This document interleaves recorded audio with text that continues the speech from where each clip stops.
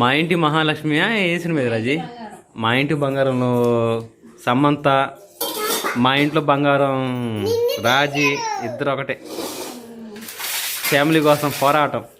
అక్కడేం ఫైట్లు, ఇక్కడేం వంటలు, అంతే తేడా. ఏం చేపల పులుసు అదిరిపోయిందిగా. Next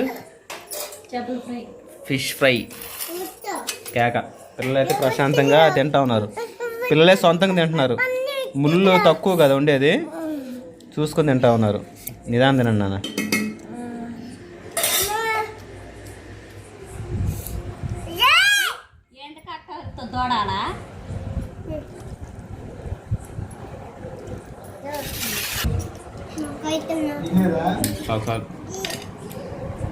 super. ఈరోజు మా నాన్న అయితే చేపలు తీసుకొచ్చాడు. ఇప్పుడు టైం వచ్చేసి ఇంకా 7-8 అవుతుంది. ఇంకా కర్రీ అయితే చేయబోతున్నాను. ఇవ్వండి చేపలు వచ్చేసి మొత్తం అయితే క్లీన్ చేసేసి ఇంకా కర్రీ కావాల్సిన మొత్తం రెడీ చేసేసుకున్నా. ఆయన అయితే బాగా వేడింది కదా, ఉల్లిపాయ పచ్చిమిర్చి వేస్తున్నాను.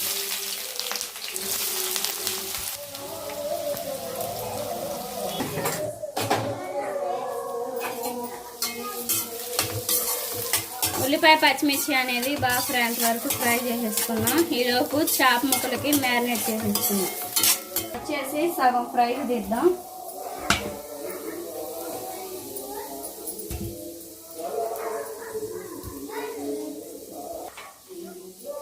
ఈ వాటికి ఫ్రై చేసేసుకున్నాం. ఈ చేప ముక్కలోనే కారం, పసుపు, సాల్ట్ అవన్నీ వేసేసుకున్నాం.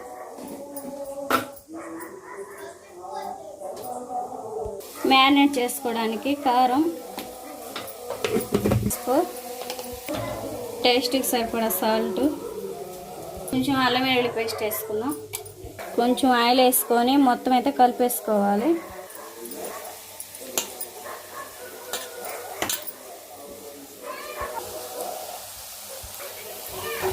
కొంచెం వాటర్ పోసుకొని కలిపేసుకున్నాం పేస్ట్ అనేది.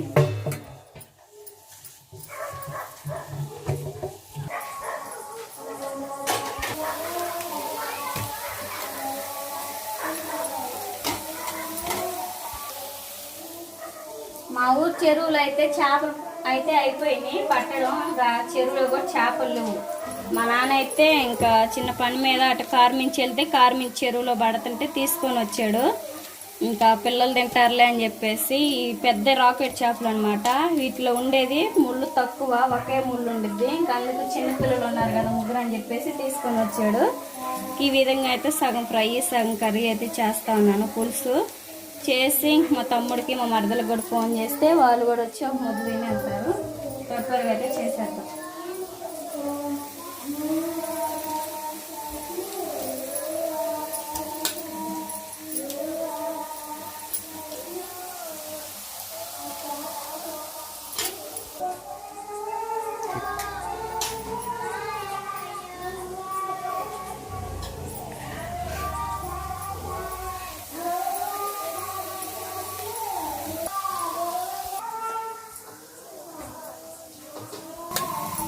చేప ముక్కలు మొత్తానికి అయితే మ్యారినేట్ చేయడం అయిపోయింది.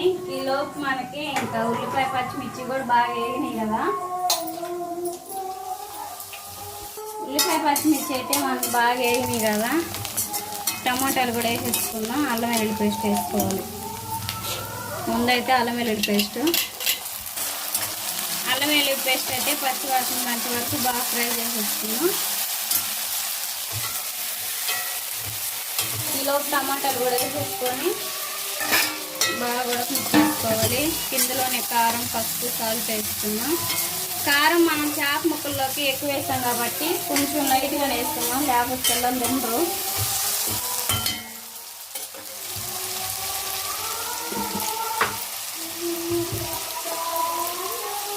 కారం వేసుకున్నాం. ఇది మొదలుకి మొన్న మామిడికాయ పచ్చడిలో కారం వేయలేక మంట మామూలుగా లేదు, ఘాటుగా ఉంది. ఇంకా అందుకని చెప్పేసి కొంచెం వేసాను. కొంచెం గరం మసాలా కూడా వేసేసుకున్నాను. టేస్ట్కి సరిపడా సాల్ట్. ముక్కలు వేసిన తర్వాత మళ్ళీ సాల్ట్ కానీ, కారం కానీ, పసుపు కానీ ఏది వేయకూడదు, ముక్కలు ఎదురుతాయి కాబట్టి.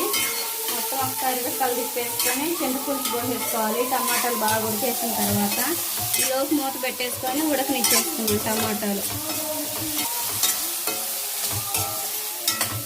మూత పెట్టేసుకొని టమాటా ఉడకనిచ్చేసుకున్నాం.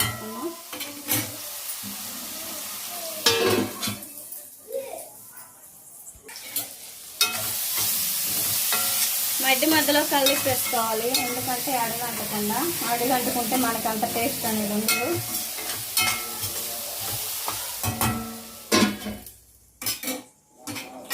ఈలోపు చేపల ఫ్రైలోకి అయితే మొత్తం మ్యారినేట్ చేసుకున్నాం. ఈ చేప ముక్కలు చేసుకున్నట్టే అవి ఆయిల్లో ఫ్రై చేయకుండా పెను మీద గాలి చేసుకోవటం టేస్ట్ ఇంకా చాలా బాగుంటుంది.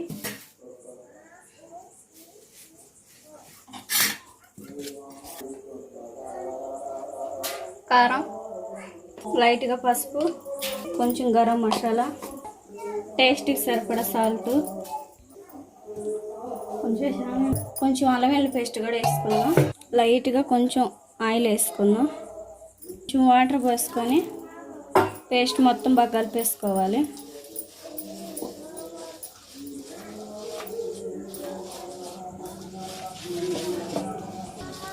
ఇట్లా ఉప్పు, కారం, గరం మసాలా, అల్లం వెల్లుల్లి పేస్ట్ ఇవన్నీ వేసుకొని చేప ముక్కలు అయితే ఈ విధంగా ఫ్రై చేసుకుంటే, అది ఆయిల్లో కాకుండా పెను మీద ఇట్లా ఫ్రై చేసుకుంటే టేస్ట్ చాలా బాగుండిద్ది. సింపుల్గా అయితే ఈ విధంగా మొత్తం అయితే చేప ముక్కలు మ్యారినేట్ చేసుకొని పక్కన పెట్టేసుకొని ఫ్రై చేసేసుకోవాలి.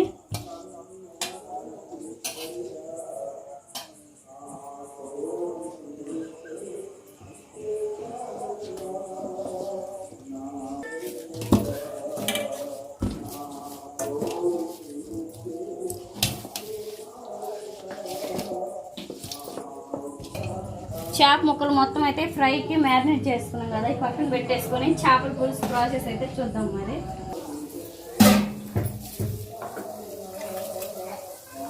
చింతపులుసు అయితే మొత్తం కలిపేసుకొని పిప్పు తీసేసి గుజ్జోటికి అయితే కర్రీలో కొలిపేసుకున్నాం.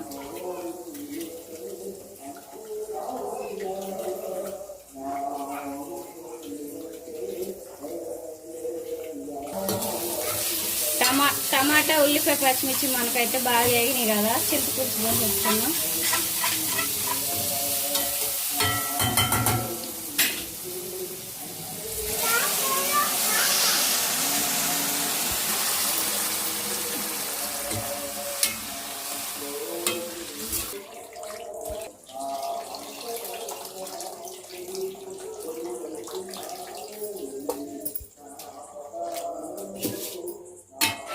మనకి పులుసు అయితే ఈ విధంగా ఈ వాటర్ సరిపోతాయి, ఎందుకంటే మనకు ముక్క ఉడకాలి కాబట్టి. మనకి పులుసు అనేది బాగా మరగాలి కదా, మూత పెట్టేసుకొని మరగనిచ్చేసుకున్నాం. మనకి పులుసు అయితే బాగా మరుగుతూ ఉంది కదా, చేప ముక్కలు వేసేసుకున్నాం.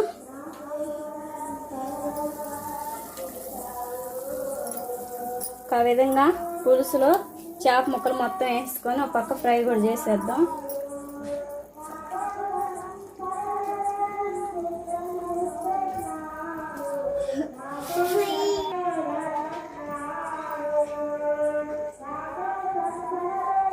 వేసుకొని కర్రీ అంతా బాగా ఉడికిందా ఉంచేసుకున్నాం.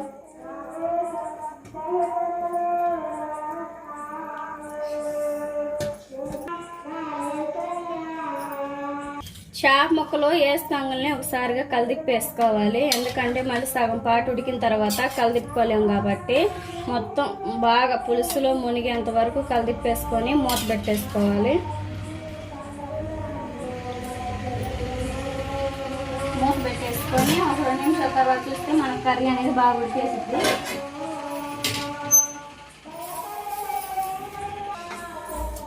ఫ్రైలోకి అనమాట ఇవి. ఇంక పెను నిండా మొత్తం అయితే చుట్టూ తిప్పుకోవాలి ఆయిల్ పోసేసుకొని. ఈ ఆయిల్ అయితే సరిపోద్ది మనకి ఫ్రైకి.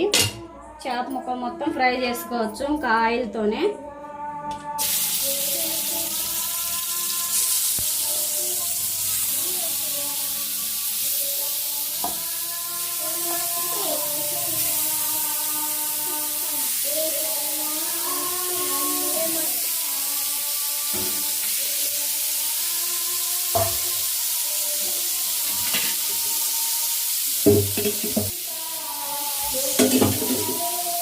అయిపోయినట్టే చేసుకుంటే చాలు మనకి.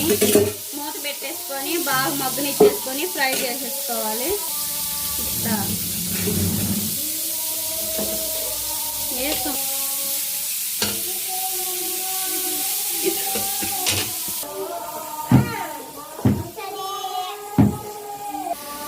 ఓకేనండి, చేపల పులుసు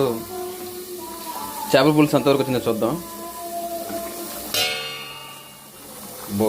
బాగా డ్యాన్స్ చేస్తూ ఉంది, బాగా మరుగుతా. నెక్స్ట్ చేపల ఫ్రై. ఇది తిరిగేసుకోవాలి.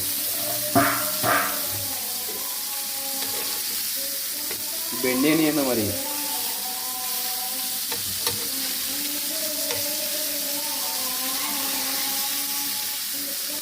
రాత్రి మరి పిల్లలు స్నానం చేసేస్తుంది. వంట పని నాకు చెప్పింది.